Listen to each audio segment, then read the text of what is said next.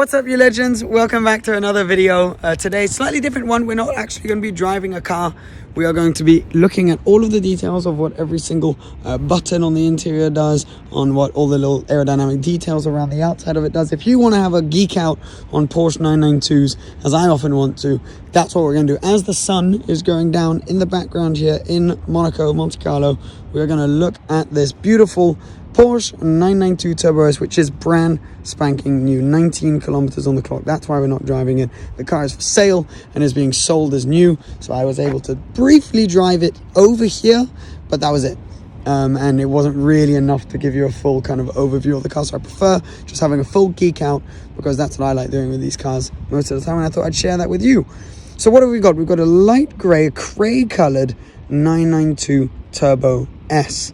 It's got some really cool, funky looking options on this. I'm sure you've noticed a few right there. But let's start from the back and work our way forward. Now, how wide this car is, even though it is 2 centimeters wider than the 991.2, it's actually less noticeable compared to the standard Carrera on the 992, because all of the standard Carreras have the four-wheel drive wheel arches. Before, wheel arches were much wider on the four-wheel drive versions of the Carrera platform, which of course the turbo is part of. All turbos are four-wheel drive. Now all of them have that now, so it's less noticeable when you see a turbo and a Turbo S like this. Now, one thing which is more noticeable is the new kind of exhaust that they've put on these. This is the sports exhaust. This is an option, and it looks very much like the GT2 RS exhaust outlets, exhaust tips that they've got. Now, standard, it comes with quad exhaust in a more square shape. These I actually don't think look quite as good, but they make the car sound better, as we'll hear in a little bit. It's got a really nice spec round back here. We've got the sunroof, which gives this kind of like capsule feeling to the top of the car with the tinted rear glass. Makes just the top of the car separate from the rest of the body color and gives it that kind of low stance. If the roof was body colored, I'm not sure it'd have that quite as much. That's a really nice touch on the spec of this one. Currently the wing is in its out position, so that can lie down right here. So it's an active rear wing that can, as I say, come and sit down on the back of the car there. Right now it's kind of like a double wing, as you can see, one integrated wing there, and then the active wing right there, which changes depending on what you're braking, and you can have it in a few different modes.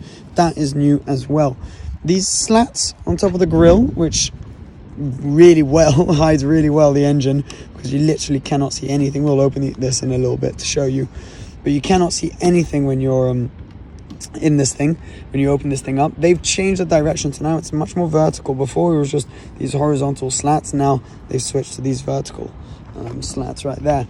Now then, what else do we have on this car? So we've got obviously the brand new rear running light right there. So this is, comes back, arcs back to some of the older Porsches, and looks really, really cool. I really like the way they've done that. The lights are also much more, it used to be an option called translucent lights, now much more black and white than they were before. All of this was kind of red, and obviously you only had that part of the rear light rather than this whole middle part before.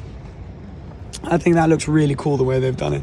They've also added the Porsche logo in 3D. So before that was just text, which you'd have on the back of the car. There is now a 3D finish, which in this one is specced out in black and looks awesome. I really like what they've done with this. We've then got the rear diffuser, which is finished in black. The slightly plasticky looking and feeling stuff. Yeah, not the nicest material in the world, I'm not going to lie to you.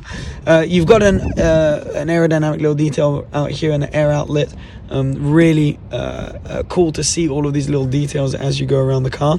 They've done a great job with that. You've got your reversing camera as well, which is hidden right above your license plate here with your parking sensors and tow hook right there. You've then got another outlet here, which serves to, as we saw on the 488 Pista in a video like this recently, serves to get all the turbulent air out of the rear wheel arch, and also just looks kind of cool. We've then got, well, let's get onto it, these rims, kind of sport classic rims. These are an option. They look great, and now I'm not sure they would work with all the cars, but with this spec they are just fantastic. So yeah, really thumbs up for whoever spec this, because it is so cool. And I'm not sure if you had a blue or red or green finish on the car if it would work quite as well, but here it looks awesome. We've got obviously Carbon ceramic brakes, I say obviously because when Porsches have yellow brake calipers, that insinuates that they are carbon ceramic, which you can also tell from the brake disc when it kind of looks like Parmesan cheese like that. When it looks a little bit kind of crackled, that's when you know that it is carbon ceramics. Huge brake calipers, as we'll see around front as well. Just above that, you've got this air inlet here, which is to cool down the turbos. Obviously, twin turbocharged car, 650 horsepower, 0 to 60 in 2.7 seconds. That beast, which is lying back there, is going to need a lot of cold air. And an air inlet like that on each side is one of the ways that traditionally the turbo cars have gotten air to the engine. Now it's not exclusive to the turbo. So before, if you saw those air inlets, it meant you were either staring at a turbo or a GT2 RS. Now you can see those on a GT3 RS, for example, which means that it's not exclusive to turbo cars. There's also on some naturally aspirated ones. Looks cool. They've actually sized that down compared to the old generation. One of the reasons is because they've managed to improve the efficiency of the air that's going in that outlet through little details like, as stupid as it may sound, these door handles.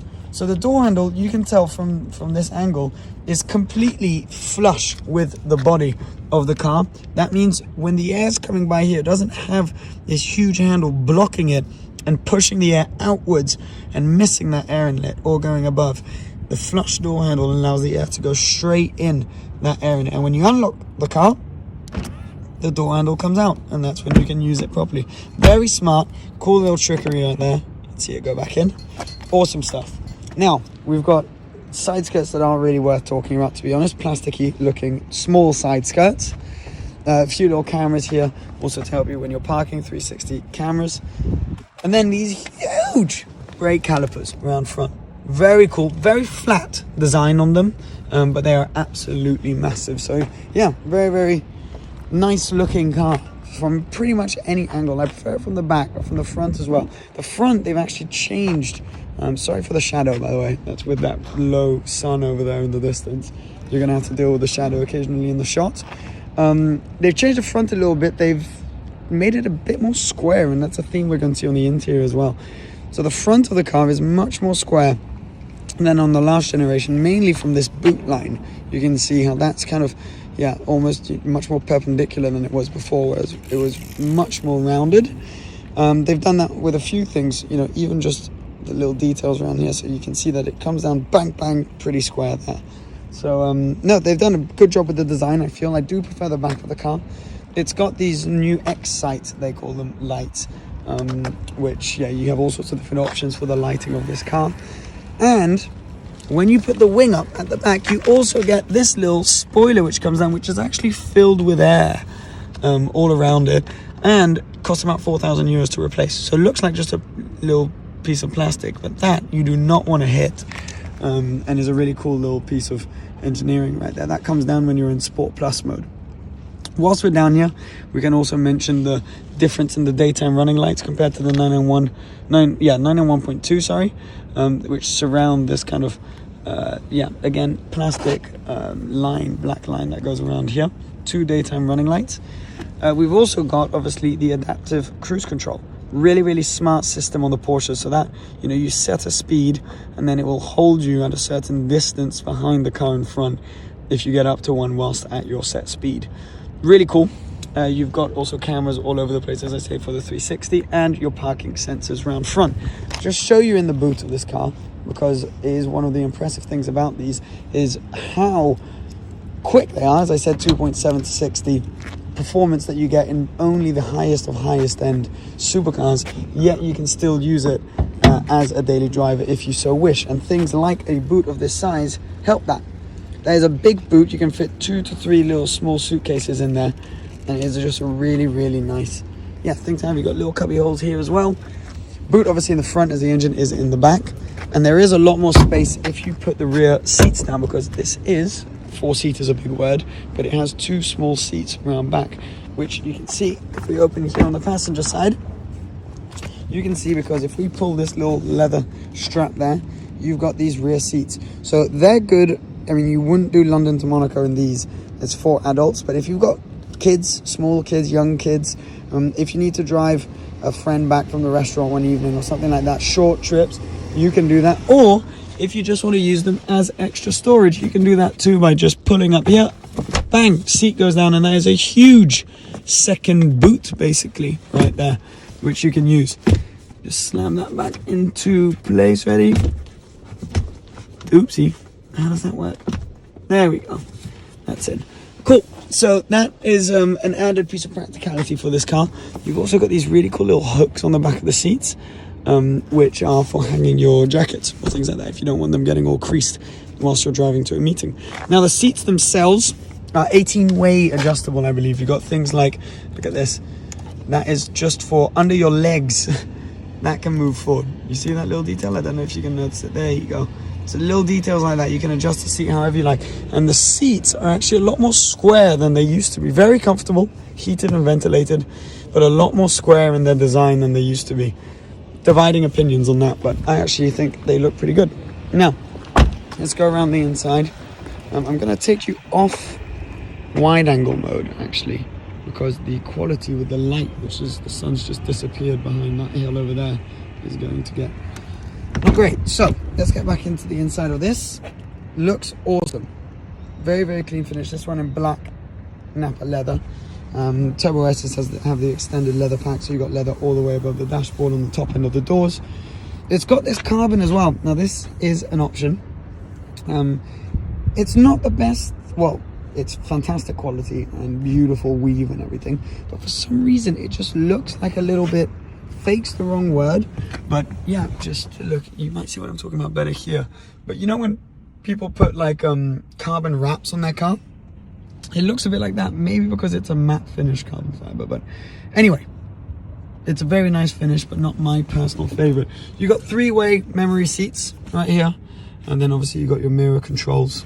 As you come in, you've then got your lights, which basically you'll just leave in auto, and keyless go. Now I know that looks like a key, but the key I've actually got in my pocket. And you open the car like that, and then traditional to Porsches, you actually turn the key on the left, and you have this kind of little makeshift key which is there, so you don't need to get the key out every single time.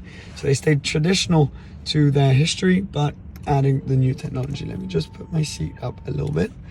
Okay, now let's switch the car on so I can show you all sorts of different things. I'm going to turn the key. Here is one of the first big talking points.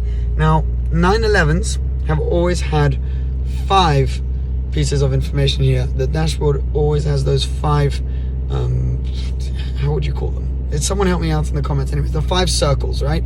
With Cayman and Boxster, for example, only the 3. So this being a 911, we've got the 5, but now only the rev counter is analog. The rest is all digital, and you can change actually through different screens that you want to have in front of you, different settings. You can even get your navigation on, there you go, it was on that right screen right there. The left screen has the time, temperature, and speeds. And then obviously analog rev counter, which you all know and love. So that is for the dashboard. So you can change it, as I say, through all sorts of different things there.